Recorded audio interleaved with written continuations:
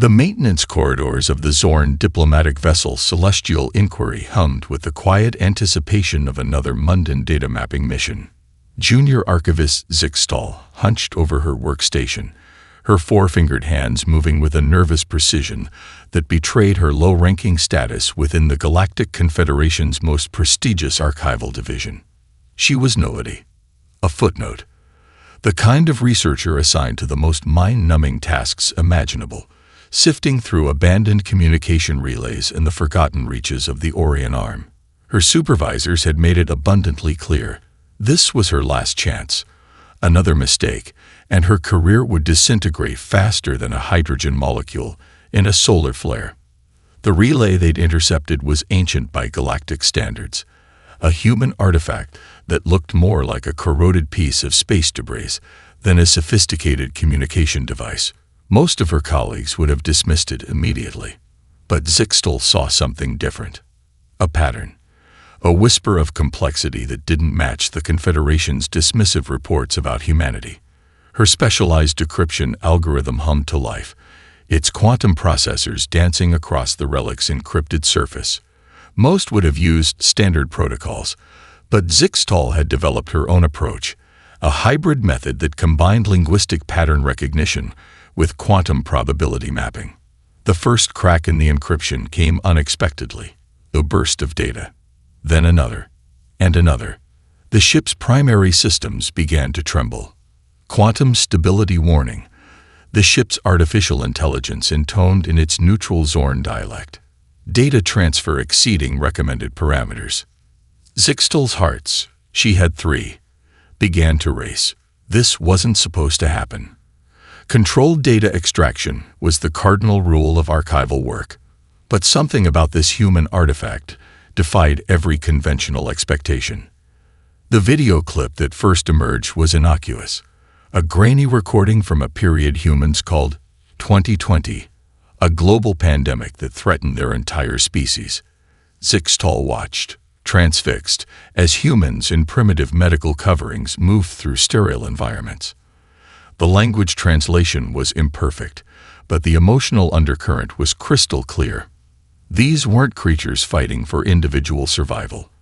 This was a species fighting collectively. Warnings blared. System after system began to overload. The ship's quantum processors, designed to handle millennia of galactic data, started to buckle under the sheer volume and complexity of the human archives.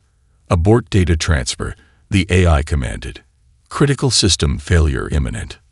But Zixtal couldn't look away. Her clawed fingers hovered above the control panel, caught between professional protocol and an overwhelming sense that she was witnessing something profound. The data continued to pour in. Medical records, military histories, personal communications, art, music, scientific journals. Each fragment was a universe unto itself. Humanity wasn't just a species, it was a cascading narrative of adaptation, innovation, and almost incomprehensible resilience. A recorded speech from a human leader during the pandemic caught her attention. The translation algorithm struggled, but the essence came through. We will get through this together. Not because it's easy, but because we have no other choice. The ship's systems began to fail spectacularly. Holographic displays flickered. Quantum entanglement matrices collapsed. And still, the data kept coming. Zixtal realized she was witnessing something unprecedented. This wasn't just a data breach. This was a historical revelation. By the time the ship's emergency protocols finally engage, cutting off the data transfer, over 37% of humanity's comprehensive historical archives had been downloaded. Incomplete, fragmented, but enough to change everything. The junior archivist sat in stunned silence as alarms blared, and her fellow researchers rushed into the communication hub. Her career was over. She had violated every protocol, destroyed multiple high-value systems. But something told her she had just done something extraordinary. The first seeds of humanity's true story had been planted in the most unlikely of places, the databanks of a Zorn diplomatic vessel, through the hands of a junior archivist who was about to become the most important researcher in galactic history. Outside the ship's viewport, the abandoned human communication relay drifted silently, looking for all the universe like a simple piece of space debris. Nothing more. Director Krellmax of the Galactic Confederation's Xenological Research Division stared at the recovered data with a mixture of professional fascination and growing terror. The human warfare archives were nothing like the clinical, strategic databases of other known civilizations. This was something else entirely, a living, breathing chronicle of conflict that defied every established principle of interstellar warfare. Impossible, he muttered, his translation implant struggling to process the layers of human military history. The first shock came with humanity's ancient conflicts. The Zorn researchers had expected primitive, resource-driven warfare. Instead, they discovered a species that transformed conflict into an almost philosophical pursuit of innovation. The American Civil War wasn't just a territorial dispute, it was a crucible of technological and social transformation. The industrial innovations, the medical advancements, the complex moral struggles, each conflict was a multidimensional event that reshaped human civilization. Chief Analyst Vornek, a veteran of 100 sinological studies, stood transfixed by a reconstruction of World War I. "Look at this," he said, his voice a mixture of awe and horror. They faced near total extinction and responded by creating entire new branches of technology, reinventing their entire economic and social structures in a matter of years. The nuclear age revealed something even more terrifying. Humanity had developed weapons capable of planetary destruction, and then created an equally sophisticated system of deterrence. The concept of mutually assured destruction was so alien to the Zorn that it took their best linguists weeks to even begin comprehending its psychological complexity. They built weapons of total annihilation, Krellmax explained to the research team, and then used those same weapons to prevent their use. It's like they weaponized paradox itself. The digital warfare archives were perhaps the most disturbing. Humans didn't just fight with physical weapons, they weaponized information, psychology, and cultural narrative. Cyber warfare wasn't about destruction, but about comprehensive systems manipulation. A single human programmer could potentially disable entire planetary infrastructures without firing a single physical projectile. Dr. Linera, the team's psychological expert, discovered something even more profound. Human warfare wasn't just about conflict, it was about transformation. Every major war resulted in massive social changes, civil rights, technological innovation, fundamental restructuring of social systems. They don't just fight wars, she noted in her preliminary report. They use wars as a mechanism of social evolution. The Vietnam War archive was particularly revealing. Here was a conflict that defied all traditional military understanding. A technologically superior force defeated by a combination of guerrilla tactics, social resistance, and global political pressure. The humans had turned warfare into a multidimensional chess game where military might was just one of many possible strategies. But it was the space-age conflicts that truly shattered the Zorn's understanding. The Cold War wasn't just a territorial dispute between superpowers, it was a comprehensive challenge of ideological and technological supremacy. Humanity had transformed conflict into a driver of scientific innovation, pushing the boundaries of human knowledge with each confrontation. "Look at this," Vornek said, pulling up records of the space race. They literally invented entire branches of technology to prove a point. Not for immediate survival, not for resource acquisition, but as a form of competitive innovation. The most shocking revelation came from humanity's earliest conflicts. Unlike most species that sought to minimize casualties, humans seemed to draw strength from adversity. Each defeat became a catalyst for innovation. Each loss transformed into a learning opportunity. Krellmax found himself staring at a quote from a human military leader. "The true measure of a civilization is not how it wages war, but how it learns from conflict." The research team worked in stunned silence. They were no longer analyzing a species. They were witnessing a fundamental reimagining of conflict itself. "We've been looking at warfare all wrong," Dr. Linera finally said. For humans, war isn't about destruction. It's about transformation. Outside the research facility, the recovered human data archive continued to pulse with an energy that seemed almost alive, a testament to a species that had turned conflict into an art form of survival and innovation. Dr. Linera's tentacles curled in a gesture of profound confusion as she navigated through the labyrinth of human cultural archives. What had begun as a professional analysis had transformed into an existential crisis of sinological understanding. Humans were impossible. Completely, utterly impossible.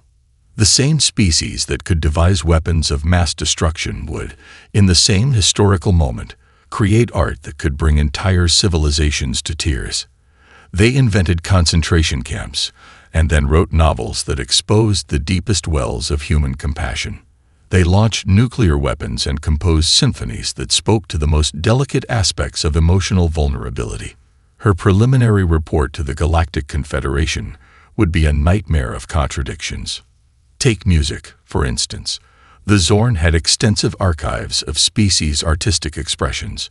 Most civilizations produced predictable sonic patterns, mathematical, precise, emotionally controlled. Human music was a quantum leap into pure emotional chaos.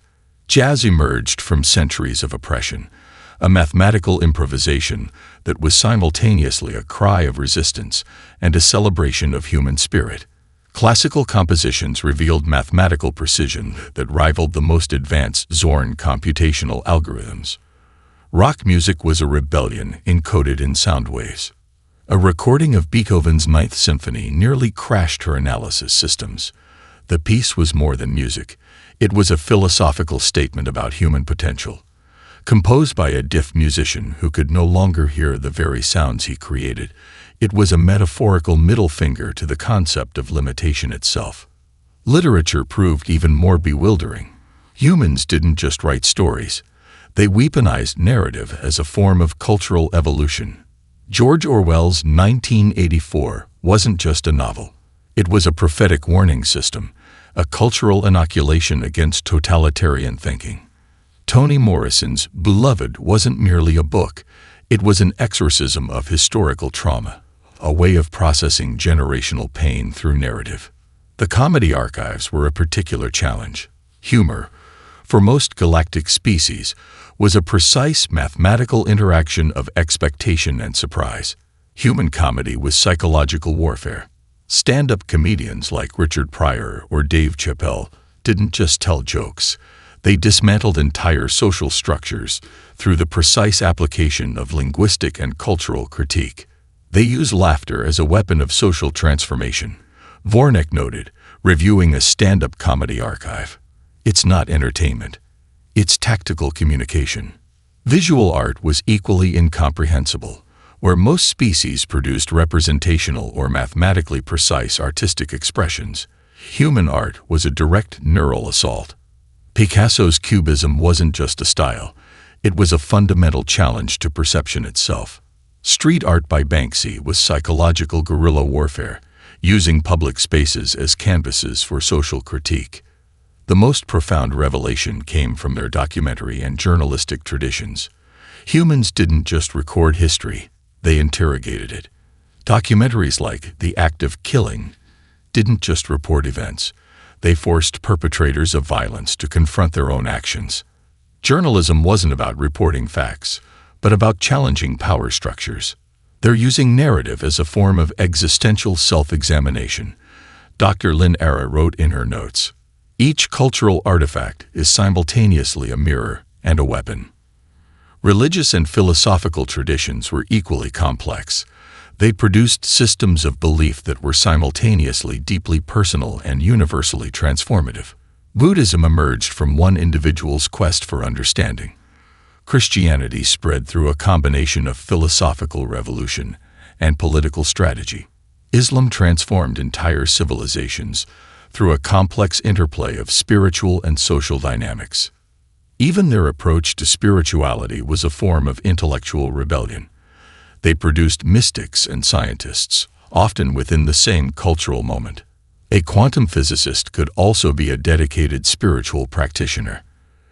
A religious leader could advocate for scientific understanding.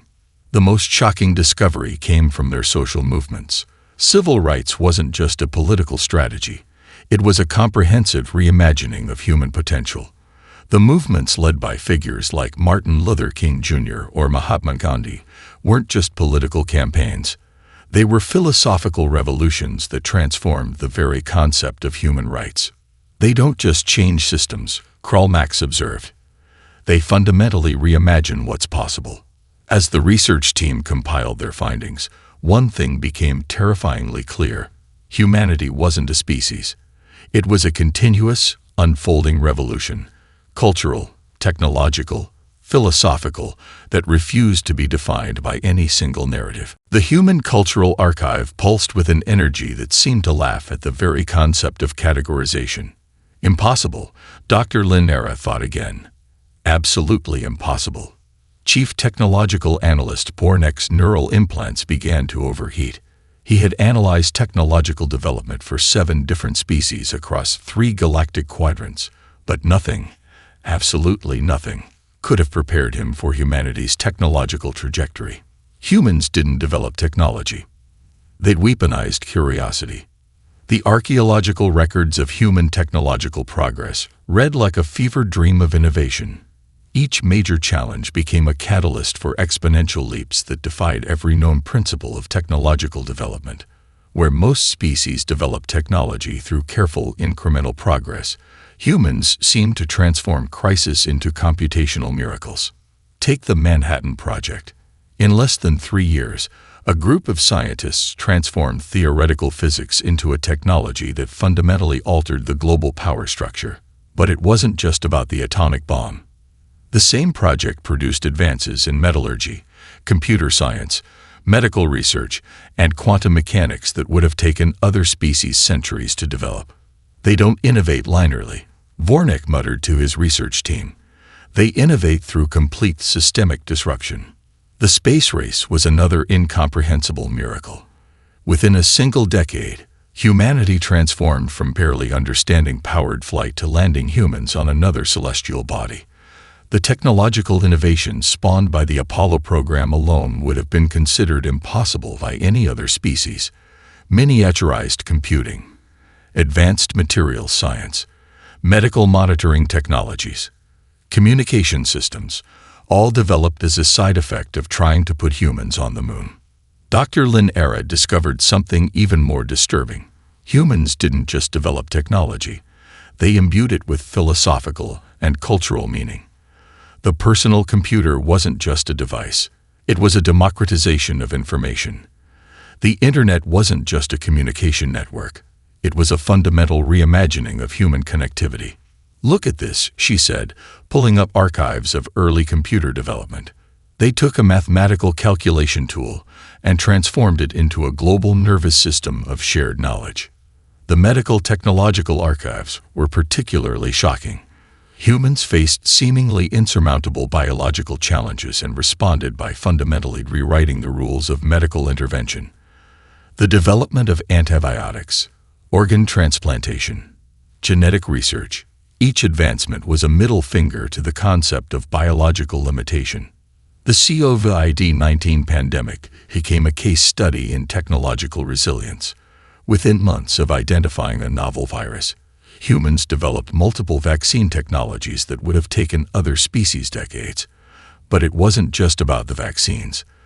The pandemic sparked innovations in remote work technologies, medical research methodologies, and global collaboration strategies. Artificial intelligence development was perhaps the most terrifying technological trajectory. Humans didn't just create thinking machines. They created systems capable of recursive self-improvement. The ethical debates surrounding AI were as complex as the technological developments themselves. They're developing technologies that could potentially replace themselves, Borneck noted with a mixture of admiration and terror. And they're doing so with a full philosophical exploration of the ethical implications. Quantum computing archives revealed another layer of complexity.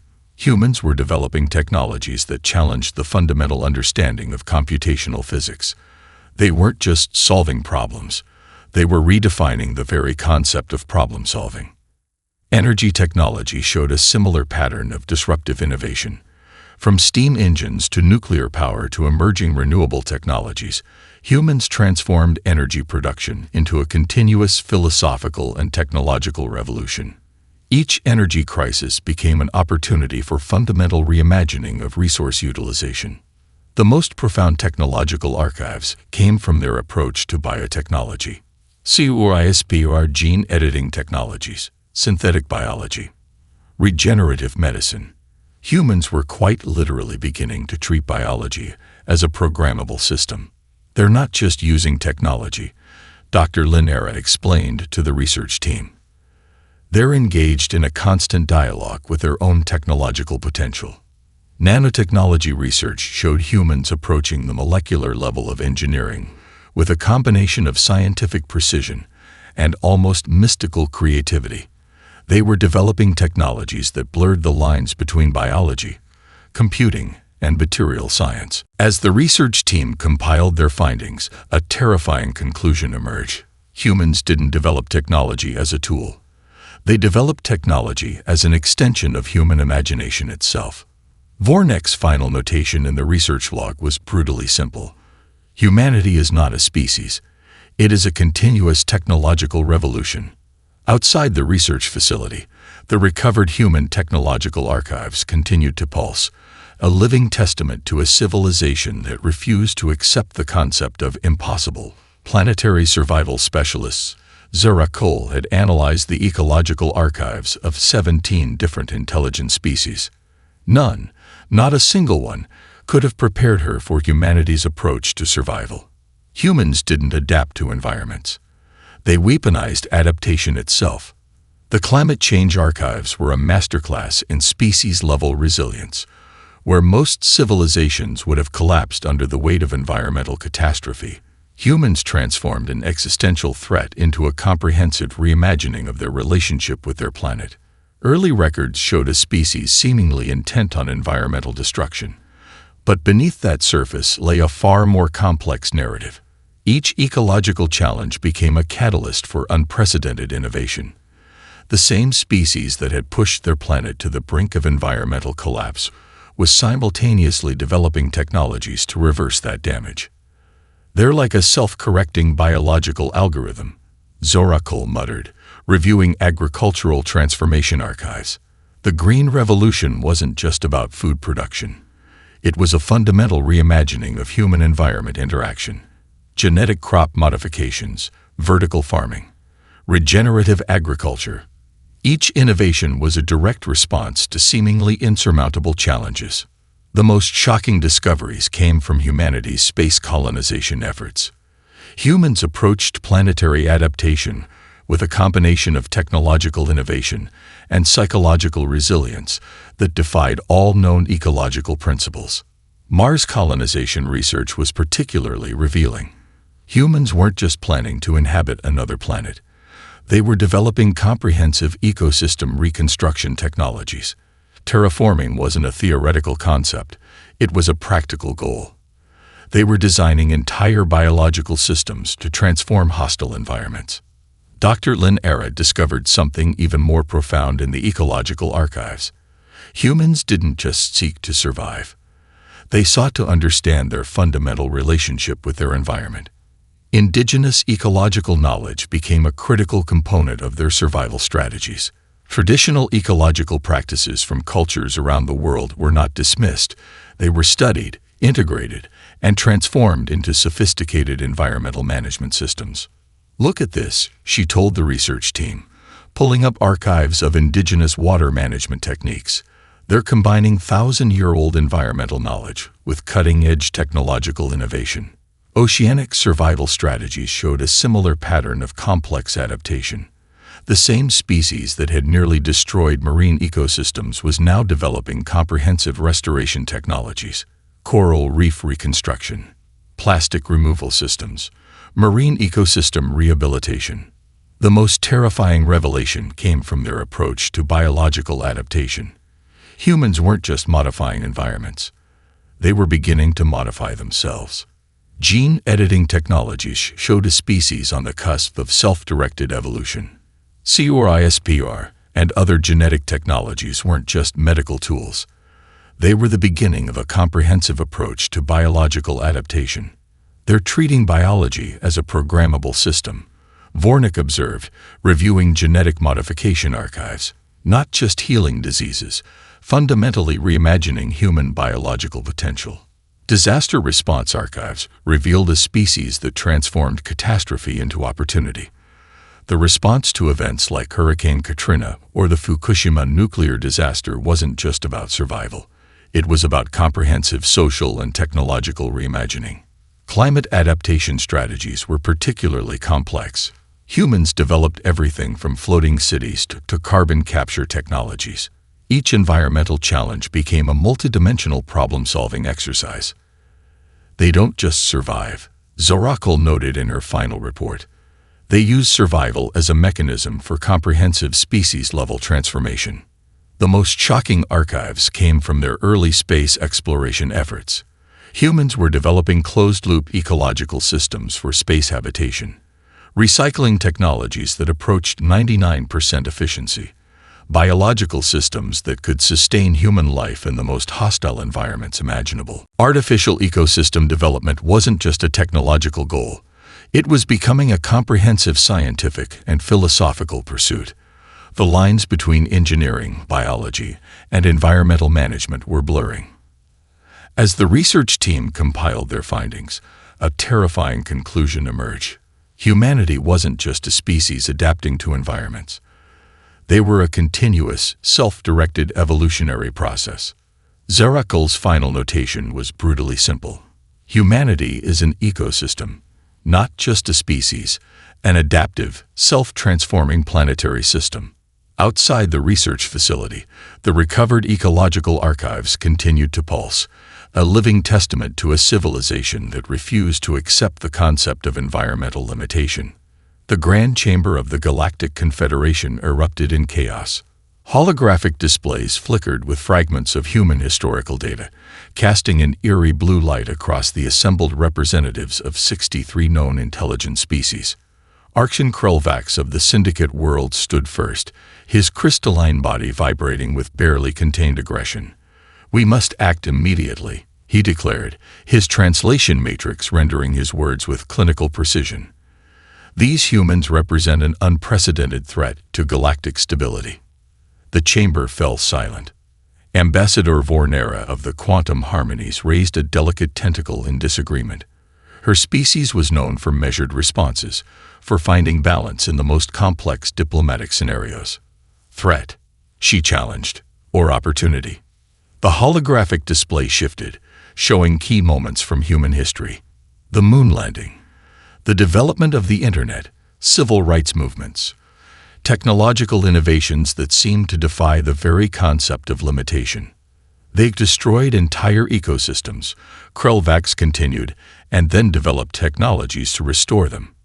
They've created weapons of total annihilation and then developed philosophies to prevent their use. They are fundamentally unpredictable. Senior researcher Dr. Linera stepped forward. Her presentation had transformed the entire understanding of humanity within the Confederation. She was no longer just a researcher. She was the most dangerous voice in the galaxy. Unpredictability, she said, is not a weakness. It is the most sophisticated form of evolutionary advantage. The human archives had revealed something terrifying. This was not a species to be categorized. This was a continuous, self-transforming system of biological, technological, and cultural innovation. Ambassador Zartok of the Crystalline Consensus spoke next. His species had existed for millions of years, known for their unchanging, mathematically precise civilization. They changed too quickly, he argued. No species can sustain such rapid transformation. They will collapse. Vornera's response was immediate, or it will become something we cannot yet comprehend. The debate raged. Some argued for immediate containment. Others saw potential allies. The military strategists wanted preemptive action. The scientific community wanted further study. Diplomatic corps saw potential for unprecedented cooperation. Look at their conflict resolution strategies, Vornera argued. bringing up archives of diplomatic negotiations, peace movements, international collaborations. They don't just resolve conflicts, they transform the very nature of conflict itself. Krelvax countered with war archives. The atomic bomb, world wars, genocides. They are a species of contradiction, he argued, capable of unprecedented compassion and unimaginable destruction. Dr. Linera's final presentation was her most devastating, a comprehensive analysis showing how human innovation had potential benefits for every species in the Confederation. Medical technologies, environmental restoration techniques, communication strategies, conflict resolution methodologies. They are not a threat, she concluded. They are a potential evolutionary catalyst for the entire galaxy. The chamber erupted again. Holographic arguments flew like quantum particles. Some representatives wanted isolation. Others wanted immediate contact. The military strategists were divided. Ambassador Vornera's final statement cut through the chaos. "We are not deciding whether to engage with humanity," she said. "We are deciding whether we are ready for what humanity represents." The human archives continued to pulse in the background. Each fragment told a story of transformation, of a species that refused to be defined by its limitations. Archon Krelvax knew the vote would be close, but something had fundamentally changed. The Galactic Confederation was no longer looking at a potential threat. They were witnessing the possibility of a new form of civilization. The vote would determine not just humanity's future, but the future of the entire galaxy. Outside the Grand Chamber, the recovered human archives continued to pulse, a living testament to a civilization that was less a species and more a continuous, transformative process. The U.S. diplomacy wasn't humanity's most advanced vessel, but it was, perhaps, the most carefully assembled team in human history. Captain Elena Rodriguez sat at the helm, a career diplomat with a doctorate in xenolinguistics, a background in computational psychology, and a family history that spanned 3 continents. To her left, Dr. Marcus Chen, a quantum physicist who had spent the last decade studying potential first contact scenarios. To her right, Ambassador Quaim Osei, whose diplomatic career had navigated some of the most complex international negotiations of the past decade. "Incoming transmission," the ship's AI announced. Its voice was calm, almost conversational, a deliberate design choice that reflected humanity's approach to the unknown. The Zorn diplomatic vessel appeared on the view screen. Its design was all angular precision, a mathematical statement of technological superiority. Humanity's ship, by contrast, looked almost organic, a reflection of their approach to technology as an extension of biological creativity. "We're being hailed," Marcus muttered. "Quantum communication protocols are interesting. They're trying to establish a multilayered communication matrix that's part language, part mathematical proof." Elena smiled. "Let's show them what human communication looks like." The response was instantaneous, multilayered, and completely unexpected. Instead of a standard diplomatic greeting, the human transmission was a comprehensive cultural package. Linguistic algorithms, historical context, musical compositions, mathematical proofs, scientific discoveries, a complete anthropological and cultural download that was simultaneously a greeting, a threat assessment, and an invitation to dialogue. "They're not just communicating," Marcus observed. "They're contextualizing their entire existence." The Zorn researchers aboard their vessel were overwhelmed. This wasn't first contact. This was a complete cognitive recalibration. Ambassador Osei's voice was calm. "We know you've been studying our historical archives," he began. "We're curious about your interpretation." The transmission was a masterpiece of psychological strategy. It acknowledged the alien surveillance. It didn't apologize. It didn't express anger. It expressed curiosity. Dr. Linera, watching from the Galactic Confederation's research vessel, felt her neural implants surge with unexpected excitement. This was unlike any first contact scenario in galactic history. The human transmission continued, a comprehensive breakdown of their historical archives. But it wasn't just a data dump. It was a narrative, a story of a species that had faced near extinction multiple times and transformed those challenges into opportunities for growth. "We understand you're afraid," Ambassador Osei continued. "Fear is a natural response to the unknown. We're not here to convince you we're not a threat. We're here to explore the possibility of mutual understanding." The linguistic algorithms were particularly brilliant. Each sentence was constructed to be simultaneously translatable and deeply nuanced. Mathematical proofs were embedded within linguistic structures. Cultural contexts were explained through multiple perspectives. Captain Rodriguez added her own layer, a personal story. Her grandmother's immigration, her father's work in environmental restoration, her own journey through multiple scientific and cultural disciplines. It was a microcosm of human complexity. The Zorn researchers were paralyzed. This wasn't a diplomatic communication.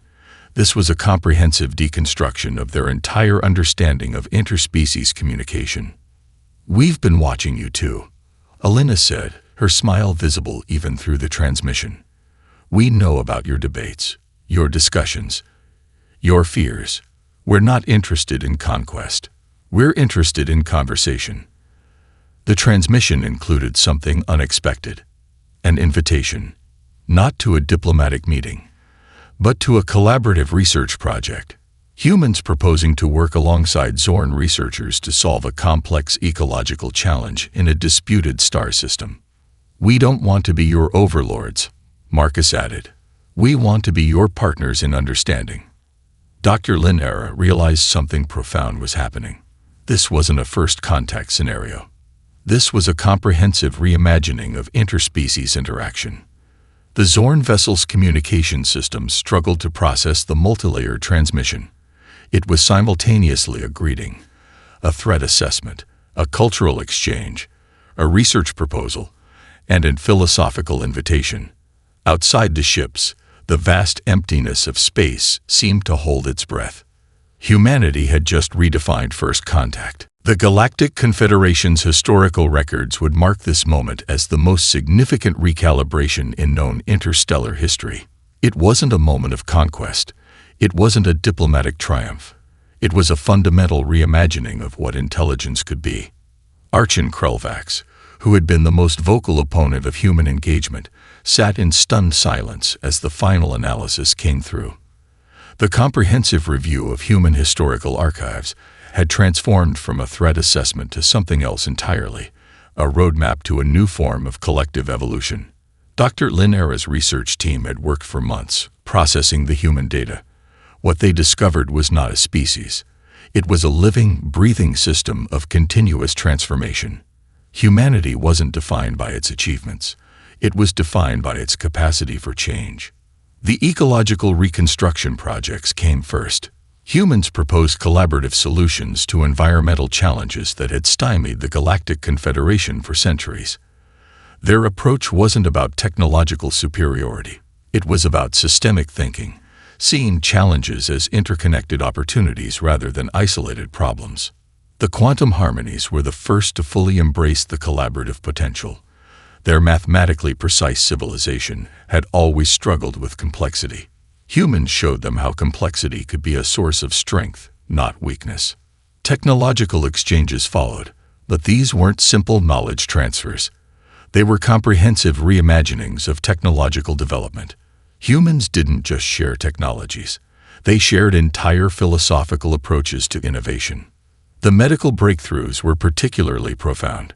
Humanity's approach to genetic modification, combined with their deep ethical frameworks, offered solutions to genetic diseases that had plagued multiple species for millennia.